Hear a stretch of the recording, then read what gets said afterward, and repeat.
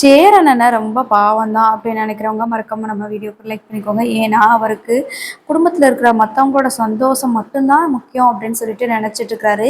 எப்போ பார்த்தாலும் அவரோட சந்தோஷத்தை விட்டு கொடுத்துட்டு தான் இருக்கிறாரு. அதே மாதிரி தான் கார்த்திகாவும் என்னை கல்யாணம் பண்ணிக்கோங்க, உங்களை தவிர நான் வேற யாரையும் கல்யாணம் பண்ண மாட்டேன் அப்படின்னு சொல்லிட்டு அழுதுட்டு இருக்கும்போது சேரனோட அப்பா நடேசன் கூட மனசு மாறுறாரு. சரி அவளை கல்யாணம் பண்ணி வச்சிடலாம் அப்படின்னு சொல்லிட்டு கல்யாணம் பண்ண போகும்போது கார்த்திகாவோட அம்மாவும் அப்பாவும் வந்துடுறாங்க. அவங்க என்ன பண்ணுறாங்கன்னா சேரனோட காலில் விழுந்து கெஞ்சுறாங்க.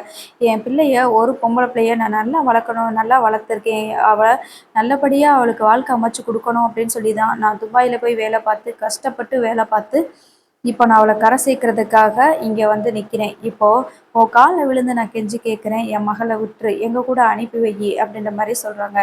அவள் இங்கேருந்து கஷ்டப்படுறதா நாங்கள் பார்க்க முடியாது. ஒரே பொண்ணு சந்தோஷமாக வாழ்கிறத தான் பார்க்கணும்.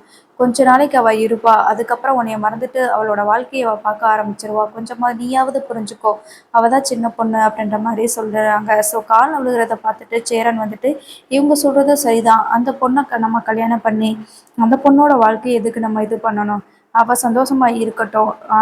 கொஞ்சம் இவங்க சொன்ன மாதிரி ஒரு கொஞ்சம் நாளைக்கு கஷ்டப்படுவா, அதுக்கப்புறம் அவள் நல்லா இருப்பா, அவள் சின்ன பொண்ணு தானே அப்படின்னு சொல்லிட்டு சேரன் என்ன சொல்கிறாங்கன்னா, நீங்கள் கவலைப்படாதீங்க, உங்கள் பொண்ணை நான் உங்கள் கூடயே அனுப்பி வச்சிட்றேன், உங்களுக்கு பிடிச்ச மாதிரி நீங்கள் அவளுக்கு கல்யாணம் பண்ணி வைங்க, கார்த்திகாவும் நல்லா தான் இருப்பாங்க அப்படின்னு சொல்லிட்டு வெளியில் வராங்க. இப்போது கார்த்திகா இருந்துட்டு என்ன மாமா, என்னாச்சு மாமா, தாலி கட்டுமாமா அப்படின்ற மாதிரி சொல்கிறாங்க. இல்லைப்பா, நீ வந்து அம்மா கூட போ அப்படின்ற மாதிரி சொல்கிறாங்க. இல்லை மாமா, என்னால் போக முடியாது, இந்த வீட்டில் இருந்து என்னால் போகவே முடியாது அப்படின்னு சொல்லிட்டு ஒரு மூலையில் உட்காந்துக்கிறாங்க. இப்போது கார்த்திகாவோட அம்மா கஸ்தூரி கார்த்திகாவை பிடிச்சி தரன்னு இழுத்துட்டு போகிறாங்க.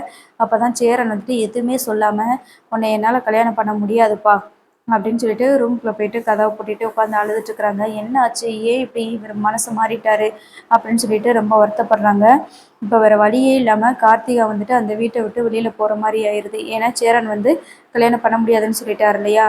அதுக்கப்புறமா அங்கே போயிட்டு மறுநாள் வந்து கார்த்திகா கல்யாணத்துக்கு ரெடி ஆகிறாங்க. நடேசனுக்கு எதுவுமே புரியல, இவங்க தான் ஏதோ சொல்லியிருக்கிறாங்க அப்படின்னு சொல்லிட்டு சேரன் கிட்ட போயிட்டு ஏன்டா இப்படி பண்ணுற, அந்த பிள்ளை உன்னை தன்னடா நம்பி இருக்குது அப்படின்னு சொல்லும்போது, இல்லைப்பா அந்த பிள்ளை சந்தோஷமாக இருக்கட்டும், இங்கே வந்து கஷ்டப்படுவா அப்படின்னு சொல்லும்போது தான் அப்போ தான் பாண்டியனுக்கு வந்து கோவம் வருது. எல்லாத்துக்கும் காரணம் நீங்கள் தான், உங்களால் தான் எங்கள் வாழ்க்கை எல்லாமே இப்படி நாசமாக போயிடுச்சு அப்படின்ற மாதிரி பாண்டியன் சொல்கிறாங்க. நடேசனும் இதை நினச்சி ரொம்ப வருத்தப்படுறாரு, நம்மளால தான் பிள்ளைங்களோட வாழ்க்கை இப்படி போயிடுச்சோ அப்படின்னு.